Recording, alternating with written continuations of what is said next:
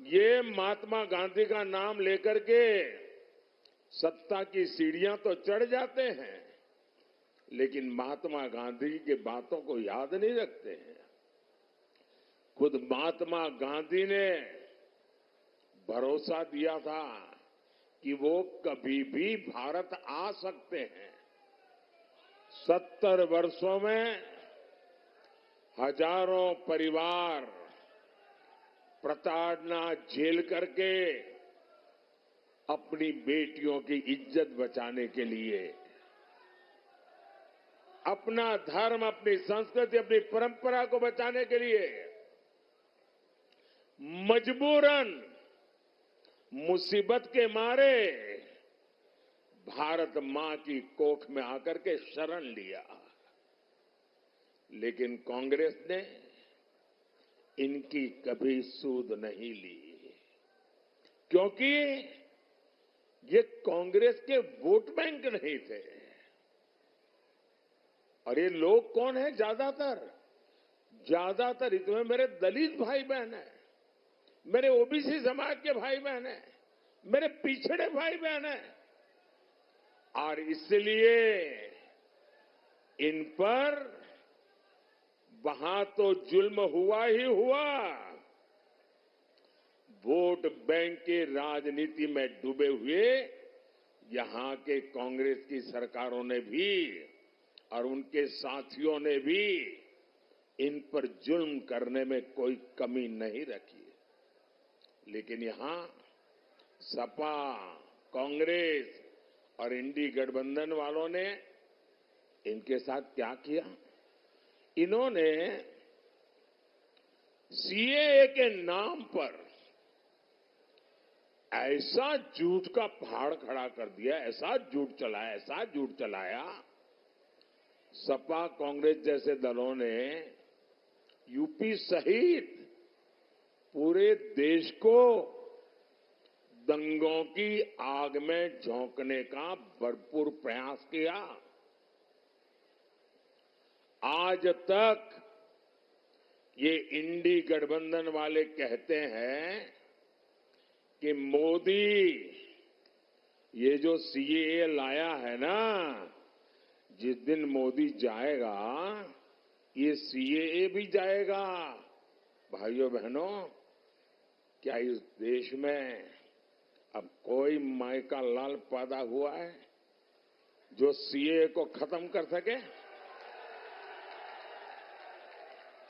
ये देश की जनता जान गई है, देश का हर नागरिक जान गया है कि आप लोगों ने वोट बैंक की राजनीति करके, हिंदू मुसलमान को लड़ा करके और सेकुलरिज्म का ऐसा चोला पहन लिया था कि आपकी अंदर की पाप की सच्चाई बाहर नहीं आती थी। ये मोदी है जिसने आपका नकाब उतार दिया है। ये आपका नकाब, आप ढोंगी है, आप सांप्रदायिक है। आपने देश को 7 दशक तक संप्रदाय की आग में जूझने के लिए मजबूर कर दिया है। साहब, मैं साफ साफ कहना चाहता हूं मेरे भाइयों बहनों, ये मोदी की गारंटी है। देश विदेश कहीं से भी जो भी ताकत इकट्ठी करनी है कर लो। मैं भी मैदान में हूं, तुम भी मैदान में हो।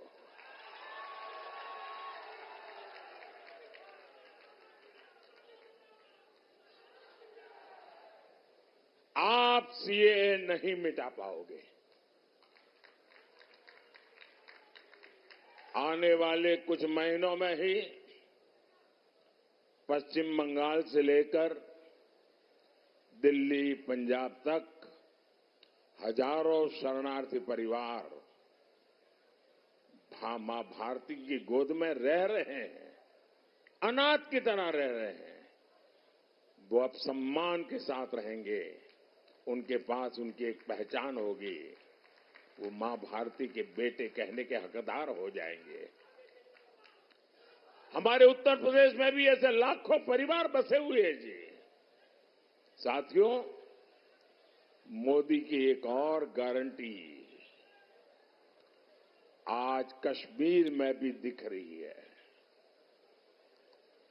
पिछले 5-6 दशकों में कश्मीर देश के हर चुनाव का मुद्दा होता था। हर चुनाव में सभी दल कश्मीर के मुद्दे को भुनाते थे। आपने देखा होगा,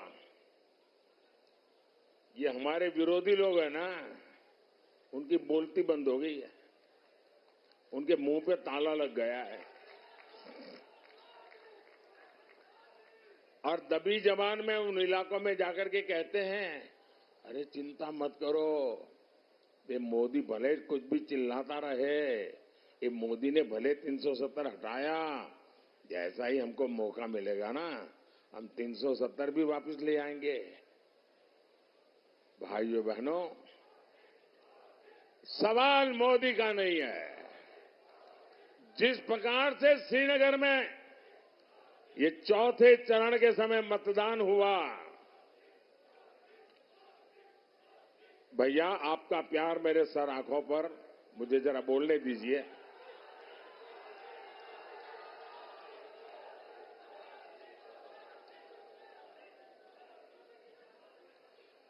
चौथे चरण में श्रीनगर में जो मतदान हुआ है, 40 साल के बाद वहां भारत के लोकतंत्र का उत्सव मनाया गया, भारत के संविधान का गौरवगान किया गया और मतदान करके लोग गर्व अनुभव कर रहे थे कि वे हिंदुस्तान की सरकार बनाने जा रहे हैं। श्रीनगर के जीवन में बहुत बड़ा दिन था और श्रीनगर के लोगों का उत्साह है ना, वो साफ दिखाता है कि अब कोई भी 370 वापस ला करके वोट बैंक की राजनीति नहीं कर पाएगा। आजमगढ़ के यूपी के हमारे सैनिक परिवारों की माताएं बहनें हमेशा चिंता में रहती थी, न जाने कब कश्मीर की धरती पर आतंकी धमाका कर दें, न जाने कब पत्थरबाजी हो जाए और न जाने कब बुरी खबर आ जाए, कोई ठिकाना नहीं था। लेकिन मोदी ने कश्मीर में शांति की गारंटी दी थी। मोदी ने 370 की दीवार गिरा दी, 370 की दीवार गिराई। पहले वहां चुनाव आते थे तो वो हड़तालें होती थी, मतदान करने वालों को मौत की मुसीबत आ जाती थी, आतंकी धमकी देते थे।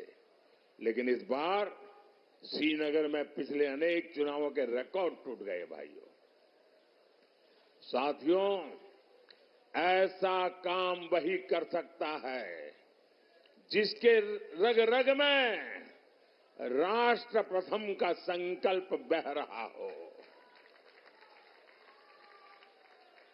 आप याद करिए, 10 साल पहले देश में एक सामान्य व्यक्ति की सुरक्षा भगवान भरोसे होती थी। कभी बम धमाके, कभी आतंक, कभी स्लीपर सेल, कभी दंगे, और आजमगढ़ की तो पहचान ही बदल दी गई थी। न जाने किस किस नाम से आजमगढ़ को बुलाया जाता था, कितना बदनाम करके छोड़ा था। देश में कहीं भी धमाके होते थे तो सबसे पहले लोगों का ध्यान आजमगढ़ की तरफ जाता था, लोग आजमगढ़ की चर्चा करते थे। और तब यहां समाजवादी पार्टी की सरकार आजमगढ़ की प्रतिष्ठा के लिए न कुछ सोचती थी न कुछ करती थी। तब सपा के शहजादे आतंक के समर्थन में दंगाइयों का सम्मान करते थे, धमाके करने वाले आतंकियों को छोड़ा जाता था। स्लीपर सेल्स को राजनीति का कवर दिया जाता था। इसी रवैये के कारण देश भर में आतंकवाद फला फूला। अनेक माताओं को अपने बच्चों को बर्बाद होते देखा और इन लोगों का आज भी ऐसा ही रवैया है। भाइयों और बहनों, सपा कांग्रेस दल दो है।